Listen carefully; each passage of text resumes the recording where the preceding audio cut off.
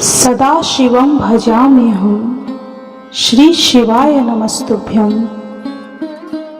बंधुजनों, भक्तजनों, आप सभी का ब्रह्म मंदिर कन्या चैनल पर बहुत बहुत स्वागत है। सावन मास में शिव महापुराण की महिमा सुनना सभी तरह के पुण्य फल देने वाला है। आपके जीवन में जो भी बाधाएं हैं, जो भी समस्याएं हैं, उन सभी का समाधान इस शिव पुराण महात्म्य कथा सुनने से हो जाएगा। बंधुजनों, भक्तजनों, यदि आप इस कथा महात्म्य को ध्यान पूर्वक एकाग्रचित होकर सुनते हैं या शेयर करके किसी और को भी सुनाते हैं, आपके जीवन में सुख, शांति और समृद्धि होगा। भगवान महाकाल, महाकालेश्वर शिव जी, महादेव आपकी सभी दुखों का, सभी समस्याओं का अंत करेंगे। तो भक्तजनों, बंधुजनों, चलिए शिव महापुराण की कथा शुरू करते हैं। आज हम शिव महापुराण के श्री रुद्र संहिता दूसरे खंड का 40वां अध्याय का श्रवण करेंगे।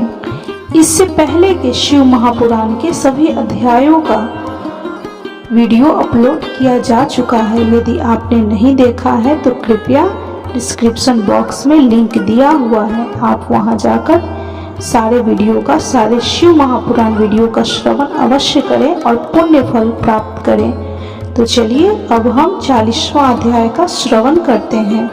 बोलिए ओम नमः शिवाय, ओम नमः शिवाय, ओम नमः शिवाय। नारद जी ने कहा, हे महाभाग्य, हे विधाता, हे महाप्राण, आप शिव तत्व का ज्ञान रखते हैं। आपने मुझ पर बड़ी कृपा की है जो इस अमृतमयी कथा का श्रवण मुझे कराया। मैं आपका बहुत बहुत धन्यवाद करता हूँ। हे प्रभु, अब मुझे यह बताइए कि जब वीरभद्र ने दक्ष के यज्ञ का विनाश कर दिया और उनका वध करके कैलाश पर्वत को चले गए, उसके बाद क्या हुआ? ब्रह्मा जी बोले कि हे मुनि श्रेष्ठ नारद, जब भगवान शिव द्वारा भेजी गई उनकी विशाल सेना ने यज्ञ में उपस्थित सभी देवताओं और ऋषियों को पराजित कर दिया और उन्हें पीट पीट कर वहां से भाग जाने को मजबूर कर दिया, तो वे वहां से भाग कर मेरे पास आ गए। उन्होंने मुझे प्रणाम करके मेरी स्तुति की तथा वहां का सारा वृत्तांत मुझे सुनाया। तब अपने पुत्र प्रजापति दक्ष की मुझे बहुत चिंता होने लगी और मेरा दिल पुत्र शोक के कारण व्यथित हो गया। तत्पश्चात मैंने श्री हरि विष्णु का स्मरण किया और अन्य देवताओं और ऋषि मुनियों को साथ लेकर वैकुंठ लोक को गया। वहां उन्हें नमस्कार करके हम सभी ने उनकी भक्ति भाव से स्तुति की। तब मैंने श्री हरि विष्णु से विनम्रता से प्रार्थना की कि भगवान, आप कुछ ऐसा करें जिससे हम सभी का दुख कम हो जाए। देवेश्वर, आप कुछ ऐसा करें जिससे वह यज्ञ पूरा हो जाए तथा उसमें यजमान दक्ष पुनः जीवित हो जाएं। अन्य सभी देवता और ऋषि मुनि भी पूर्व की भांति सुखी हो जाएं। मेरे इस प्रकार निवेदन करने पर लक्ष्मीपति श्री हरि विष्णु जी, जो अपने मन में शिव जी का चिंतन कर रहे थे, प्रजापति ब्रह्मा और देवताओं को संबोधित करते हुए इस प्रकार बोले, कोई भी अपराध किसी भी स्थिति में कभी भी किसी के लिए भी मंगलकारी नहीं हो सकता है। हे विधाता, सभी देवता परमपिता परमेश्वर भगवान शिव के अपराधी हैं, क्योंकि इन्होंने यज्ञ में शिव जी का भाग नहीं दिया, साथ ही वहां उनका अनादर भी किया। उनकी प्रिय पत्नी सती ने भी उनके अपमान के कारण ही अपना देह त्याग कर दिया। उनका वियोग होने के कारण भगवान अत्यंत रुष्ट हो गए हैं। तुम सभी को शीघ्र ही उनके पास जाकर उनसे क्षमा मांगनी चाहिए। भगवान शिव के पैर पकड़कर उनकी स्तुति करके उन्हें प्रसन्न करो, क्योंकि उनके कुपित होने से संपूर्ण जगत का विनाश हो जाएगा। दक्ष ने शिव जी के लिए अपशब्द कहकर उनके हृदय को विदीर्ण कर दिया है, इसलिए उनसे अपने अपराधों के लिए क्षमा मांगो। उन्हें शांत करने का यही सर्वोत्तम उपाय है। वे भक्त वत्सल हैं। यदि आप लोग चाहें तो मैं भी आपके साथ चलकर उनसे क्षमा याचना करूंगा। ऐसा कहकर भगवान श्री हरि मैं और अन्य देवता एवं सभी ऋषि मुनि आदि कैलाश पर्वत की ओर चले गए। वह पर्वत बहुत ही ऊंचा और विशाल है। उसके पास में ही शिव जी के मित्र कुबेर का निवास स्थान अलकापुरी है। अलकापुरी महादिव्य एवं रमणीय है। वहां चारों ओर सुगंध फैली हुई थी। अनेक प्रकार के पेड़ पौधे शोभा पा रहे थे। उसी के बाहरी भाग में परम पावन नंदा और अलकनंदा नामक नदियां बहती हैं। इनका दर्शन करने से मनुष्य को सभी पापों से मुक्ति मिल जाती है। हम लोग अलकापुरी से आगे उस विशाल वट वृक्ष के पास पहुंचे, जहां दिव्य योगियों द्वारा पूजित भगवान शिव विराजमान थे। वह वट वृक्ष 100 योजन ऊंचा था तथा उसकी अनेक शाखाएं 75 योजन तक फैली हुई थी। वह परम पावन तीर्थ स्थल है। यहाँ भगवान शिव अपनी योगाराधना करते हैं। उस वट वृक्ष के नीचे महादेव जी के चारों ओर उनके गण थे और यज्ञों के स्वामी कुबेर भी बैठे थे। तब उनके निकट पहुंचकर श्री हरि विष्णु आदि समस्त देवताओं ने अनेक बार नमस्कार कर उनकी स्तुति की। उस समय शिव जी ने अपने शरीर पर भस्म लगा रखी थी और वे कुशासन पर बैठे थे और ज्ञान का उपदेश वहां उपस्थित गणों को दे रहे थे। उन्होंने अपना बायां पैर अपनी दाईं जांघ पर रखा था और दाएं हाथ को बाएं पैर पर रख रखा था। उनके दाएं हाथ में रुद्राक्ष की माला थी। भगवान शिव के साक्षात रूप का दर्शन कर श्री हरि विष्णु जी और सभी देवताओं ने दोनों हाथ जोड़कर अपने मस्तक को झुकाकर दया सागर परमेश्वर शिव से क्षमा याचना की और कहा कि हे प्रभु, आपकी कृपा के बिना हम नष्ट भ्रष्ट हो गए हैं। अतः प्रभु, आप अब हम सब की रक्षा करें। भगवान, हम आपकी शरण में आए हैं। हम पर अपनी कृपा दृष्टि बनाए रखें। इस प्रकार सभी देवता व ऋषि मुनियों द्वारा भगवान शिव का क्रोध कम करने और उनकी प्रसन्नता के लिए प्रार्थना करने लगे। देवताओं ने महादेव जी की बहुत स्तुति की और कहा, भगवान, आप ही पर ब्रह्मा हैं और इस जगत में सर्वत्र व्याप्त हैं। आप मृत्युंजय हैं। चंद्रमा, सूर्य और अग्नि आपकी तीनों आंखें हैं। आपके तेज से ही पूरा जग प्रकाशित है। ब्रह्मा, विष्णु, इंद्र और चंद्र आदि देवता आपसे ही उत्पन्न हुए हैं। आप इस संसार का पोषण करते हैं। भगवान, आप करुणामय हैं। आप ही दुष्टों का संहार करते हैं। प्रभु, आपकी आज्ञा अनुसार अग्नि जलाती है और सूर्य अपना तपन से झुलसाता है। मृत्यु आपके भय से कांपती है। हे करुणा निधान, जिस प्रकार आज तक आपने हमारी हर विपत्ति से रक्षा की है, उसी प्रकार हमेशा आपकी कृपा दृष्टि बनाए। भगवान, हम अपनी सभी गलतियों के लिए आपसे क्षमा मांगते हैं। आप प्रसन्न होकर यज्ञ को पूर्ण कीजिए तथा यजमान दक्ष का उद्धार कीजिए।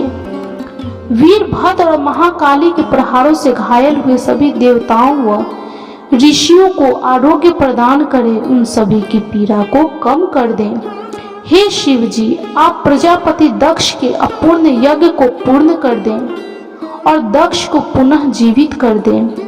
भृगु ऋषि को उनकी आंखें, पूषा को दांत प्रदान करें। साथ ही जिन देवताओं के अंग नष्ट हो गए हैं उन्हें ठीक कर दें। आप सभी को आरोग्य प्रदान करें। हम आपको यज्ञ में पूरा पूरा भाग देंगे। ऐसा कहकर हम सभी देवता त्रिलोकीनाथ महादेव के चरणों में लेट गए। हमारी स्तुति और अनुनय विनय से भक्त वत्सल भगवान शिव प्रसन्न हो गए। शिव जी बोले, हे ब्रह्मा, श्री हरि विष्णु, आपकी बातों को मैं हमेशा मानता हूँ, इसलिए आपकी प्रार्थना को मैं नहीं टाल सकता। परंतु मैं यह बताना चाहता हूँ कि दक्ष के यज्ञ का विध्वंस मैंने नहीं किया है। उसके यज्ञ का विध्वंस इसलिए हुआ क्योंकि वह हमेशा दूसरों का बुरा चाहता है, उनसे द्वेष रखता है। परंतु जो दूसरों का बुरा चाहता है उसका ही बुरा होता है। अतः हमें कोई भी ऐसा कार्य नहीं करना चाहिए जिससे किसी को कष्ट हो। तुम्हारी प्रार्थना से मैंने तुम्हें क्षमा कर दिया है और तुम्हारी विनती मानकर मैं प्रजापति दक्ष को जीवित कर रहा हूँ, परंतु दक्ष का मस्तक अग्नि में जल गया है, इसलिए उनके सिर के स्थान पर बकरे का सिर जोड़ना पड़ेगा। भाग सूर्य के नेत्र से यज्ञ भाग को देख पाएंगे तथा पूषा के टूटे हुए दांत सही हो जाएंगे। मेरे गणों द्वारा मारे गए देवताओं के टूटे हुए अंग भी ठीक हो जाएंगे। भृगु की दाढ़ी बकरे जैसी हो जाएगी। सभी अधर्मियों प्रसन्न होंगे। यह कहकर वेदी के अनुसरण करता परम दयालु भगवान शिव शंकर चुप हो गए। तत्पश्चात मैंने और श्री हरि विष्णु सहित सभी देवताओं ने भगवान शिव का धन्यवाद किया। फिर देव ऋषि सहित शिव जी को उस यज्ञ में आने के लिए आमंत्रित करे। हम लोग यज्ञ के स्थान पर गए जहां प्रजापति दक्ष ने अपना यज्ञ प्रारंभ किया था।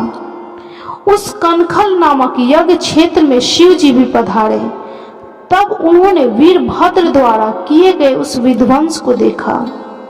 स्वाहा स्वधा पूषा तुष्टि धृति समस्त ऋषि पीतर अग्नि व यज्ञ गंधर्व और राक्षस वहां पड़े हुए थे। कितने ही लोग अपने प्राणों से हाथ धो चुके थे। तब भगवान शिव ने अपने परम पराक्रमी सेनापति वीरभद्र का स्मरण किया।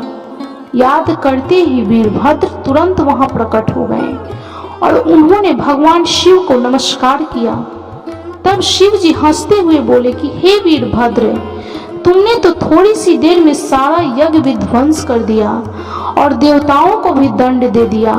हे वीरभद्र, तुम इस यज्ञ का आयोजन करने वाले प्रजापति दक्ष को जल्दी से मेरे सामने ले आओ। भगवान की आज्ञा पाकर वीरभद्र गए और दक्ष का शरीर वहां लाकर रख दिया, परंतु उसमें सिर नहीं था। दक्ष के शरीर को देखकर शिव जी ने वीरभद्र से पूछा कि दक्ष का सिर कहाँ है। तब वीरभद्र ने बताया कि दक्ष का सिर काटकर उसने यज्ञ की अग्नि में ही डाल दिया था। तब शिव जी के आदेशानुसार बकरे का सिर दक्ष के धड़ में जोड़ दिया गया। जैसे ही शिव जी की कृपा दृष्टि दक्ष के शरीर पर पड़ी, वह जीवित हो गया। दक्ष के शरीर में प्राण आ गए और इस प्रकार उठ बैठा जैसे गहरी नींद से उठा हो। उठते ही उसने अपने सामने महादेव जी को देखा। उसने उठकर उन्हें प्रणाम किया और उनकी स्तुति करने लगा। उस प्रजापति दक्ष के हृदय में प्रेम उमड़ आया और उसके प्रसन्नचित होते ही उसका कलुषित हृदय निर्मल हो गया। तब प्रजापति दक्ष को अपनी पुत्री का भी स्मरण हो गया और इस कारण प्रजापति दक्ष बहुत लज्जित महसूस करने लगा। तत्पश्चात अपने को संभालते हुए दक्ष ने करुणा निधान भगवान शिव से कहा, हे कल्याणमय महादेव जी, आप ही इस जगत के आदि और अंत हैं।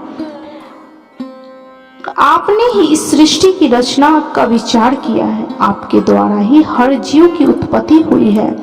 मैंने आपके लिए अपशब्द कहे और आपको यज्ञ में भाग नहीं दिया। मेरे बुरे वचनों से आपको बहुत चोट पहुंची है, फिर भी आप मुझ पर कृपा कर यहाँ मेरा उद्धार करने आ गए। हे भगवान, आप ऐश्वर्य से संपन्न हैं। आप ही परम पिता परमेश्वर हैं। प्रभु, आप मुझ पर एवं यहाँ उपस्थित सभी जनों पर प्रसन्न होइए और हमारी पूजा अर्चना को स्वीकार कीजिए। ब्रह्मा जी बोले, नारद, इस प्रकार भगवान शिव की स्तुति करने के बाद प्रजापति दक्ष चुप हो गए। तब श्री हरि विष्णु ने भगवान शिव की बहुत स्तुति की। तत्पश्चात मैंने भी महादेव जी की बहुत स्तुति की। भगवान, आपने मेरे पुत्र प्रजापति दक्ष पर अपनी कृपा दृष्टि की और उसके उद्धार किया। हे देवेश्वर, अब आप प्रसन्न होकर सभी शापों से हमें मुक्ति प्रदान करें। महामुनि, इस प्रकार महादेव जी की स्तुति करके मैं दोनों हाथ जोड़कर और सिर झुकाकर वहां खड़ा हो गया। हम सभी देवगणों की स्तुति सुनकर भगवान शिव प्रसन्न हो गए और उनका मुख खिल उठा। तब वहां उपस्थित इंद्र सहित अनेक सिद्धों, ऋषियों और प्रजापतियों ने भी भक्त वत्सल करुणा निधान भगवान शिव की अनेकों बार स्तुति की। यज्ञशाला में उपस्थित अनेक उपदेवों, नागों और ब्राह्मणों ने भी भगवान शिव को प्रणाम किया और उनका प्रसन्न मन से स्तवन किया। इस प्रकार सभी देवों के मुख से अपना स्तवन सुनकर भगवान शिव को बहुत संतोष प्राप्त हुआ। ब्रह्मा जी कहते हैं कि नारद मुनि, इस प्रकार श्री हरि मेरे देवताओं और ऋषि मुनियों की स्तुति से भगवान शिव शंकर बहुत प्रसन्न हुए। वे हम सबको कृपा दृष्टि से देखते हुए बोले, प्रजापति दक्ष, मैं तुम सभी पर प्रसन्न हूँ। मेरा अस्तित्व सबसे अलग है। मैं स्वतंत्र ईश्वर हूँ, फिर भी मैं सदैव अपने भक्तों के अधीन ही रहता हूँ। 4 प्रकार के पुण्य आत्मा मनुष्य ही मेरा भजन करते हैं। उनमें पहला आर्त, दूसरा जिज्ञासु, तीसरा अर्थार्थी और चौथा ज्ञानी है। परंतु ज्ञानी को ही मेरा खास सानिध्य प्राप्त होता है, उसे मेरा स्वरूप माना जाता है। वेदों को जानने वाले परम ज्ञानी ही मेरे स्वरूप को जानकर मुझे समझ सकते हैं। जो मनुष्य कर्मों के अधीन रहते हैं और मेरे स्वरूप को नहीं पाते, वे मेरे स्वरूप को नहीं पा सकते। इसलिए तुम ज्ञान को जानकर शुद्ध हृदय एवं बुद्धि से मेरा स्मरण करें, उत्तम कर्म करो। हे प्रजापति दक्ष, मैं ही ब्रह्मा और विष्णु का रक्षक हूँ। मैं ही आत्मा हूँ। मैंने ही इस संसार की सृष्टि की है। मैं ही संसार का पालन करता हूँ। मैं ही दुष्टों का नाश करने के लिए संहारक बन उनका विनाश करता हूँ। बुद्धिहीन मनुष्य जो कि सदैव सांसारिक बंधनों और मोह माया में फंसे रहते हैं, कभी भी मेरा साक्षात्कार नहीं कर सकते। मेरे भक्त सदैव मेरे ही स्वरूप का चिंतन और ध्यान करते हैं। हम तीनों अर्थात ब्रह्मा, विष्णु और रुद्रदेव एक ही हैं। जो मनुष्य हमें अलग न मानकर हमारा एक ही स्वरूप मानता है, उसे सुख, शांति और समृद्धि की प्राप्ति होती है। परंतु जो अज्ञानी मनुष्य हम तीनों को अलग अलग मानकर हम में भेदभाव करते हैं, वे नरक के भागी होते हैं। हे प्रजापति दक्ष, यदि कोई श्री हरि का परम भक्त मेरी निंदा या आलोचना करेगा या मेरा भक्त होकर ब्रह्मा और विष्णु का अपमान करेगा, उसे निश्चय ही मेरे कोप का भागी होना पड़ेगा। तुम्हें दिए गए सभी शाप उसको लग जाएंगे। भगवान शिव के इन वचनों को सुनकर सभी देवताओं, ऋषि मुनियों तथा श्रेष्ठ विद्वानों को हर्ष हुआ तथा प्रजापति दक्ष भी प्रभु की आज्ञा मानकर अपने परिवार सहित शिव जी की भक्ति में मग्न हो गया। सब देवता भी महादेव जी का गुणगान करने लगे। वे शिव भक्ति में लीन हो गए और उनके भजनों का गान करने लगे। इस प्रकार जिसने जिस प्रकार से भगवान शिव की स्तुति और आराधना की, भगवान शिव ने प्रसन्नता पूर्वक उसे वैसा ही वरदान प्रदान किया। तत्पश्चात भक्त वत्सल भगवान शंकर जी से आज्ञा लेकर प्रजापति दक्ष ने पुनः यज्ञ आरंभ किया। उस यज्ञ में उन्होंने सर्वप्रथम शिव जी का भाग दिया। सब देवताओं को भी उचित भाग दिया गया। यज्ञ में उपस्थित सभी ब्राह्मणों को दक्ष ने सामर्थ्य के अनुसार दान दिया। महादेव जी का गुणगान करते हुए प्रजापति दक्ष ने यज्ञ के सभी कर्मों को भक्ति पूर्वक संपन्न किया।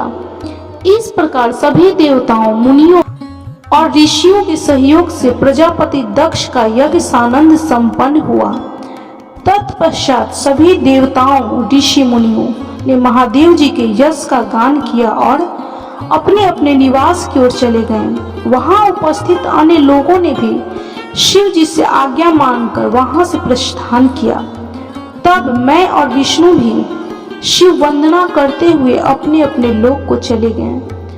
प्रजापति दक्ष ने करुणा निधान भगवान शिव की अनेकों बार स्तुति की और शिव जी को बहुत सम्मान दिया। तब वे भी प्रसन्न होकर अपने गणों के साथ लेकर कैलाश पर्वत पर चल दिए। कैलाश पर्वत पर पहुंचकर शिव जी को अपनी प्रिय पत्नी देवी सती की याद आने लगी। महादेव जी ने वहां उपस्थित गणों से उनके बारे में अनेक बातें की। वे उनको याद करके व्याकुल हो गए। हे नारद, मैंने तुम्हें माता सती के परम अद्भुत और दिव्य चरित्र का वर्णन सुनाया। यह कथा भोग और मोक्ष प्रदान करने वाला है। यह उत्तम वृत्तांत सभी कामनाओं को अवश्य पूरा करता है। इस प्रकार इस चरित्र को पढ़ने व सुनने वाला ज्ञानी मनुष्य सभी पापों से मुक्त हो जाता है। उसे यश, स्वर्ग और आयु की प्राप्ति होती है। जो मनुष्य भक्ति भाव से इस कथा को पढ़ता है उसे अपने सभी सत्कर्मों के फल की प्राप्ति होती है। इस प्रकार शिव महापुराण के श्री रुद्र संहिता द्वितीय खंड का अध्याय संपूर्ण हुआ। तो बोलिए कर्पूर गौरम करुणावतारम संसार सारम भुजगेंद्र हारम सदा वसंतम हृदय रविंदे भवम भवानी सहितम नमामि। ओम नमः शिवाय, ओम नमः शिवाय, ओम नमः शिवाय। आप भी इस शिव भक्ति की कथा अवश्य सुने। इस कथा को सुनने से आपके मन की जो भी मनोरथें होंगी भगवान पूर्ण करेंगे। आपके जीवन की सभी समस्याओं का भगवान शिव महाकालेश्वर समाधान करेंगे। तो बोलिए कर्पूर गौरम करुणावतारम संसार सारम भुजगेंद्र हारम सदा वसंतम हृदय रविंदे भवम भवानी सहितम नमामि। ओम नमः शिवाय, ओम नमः शिवाय, ओम नमः शिवाय। भक्तजनों, बंधुजनों, यदि आपको शिव महापुराण की यह कथा अच्छी लगी हो तो कृपया वीडियो को लाइक, शेयर और सब्सक्राइब जरूर करें और कमेंट में हर हर महादेव, ओम नमः शिवाय, जय महाकाल जरूर लिखें।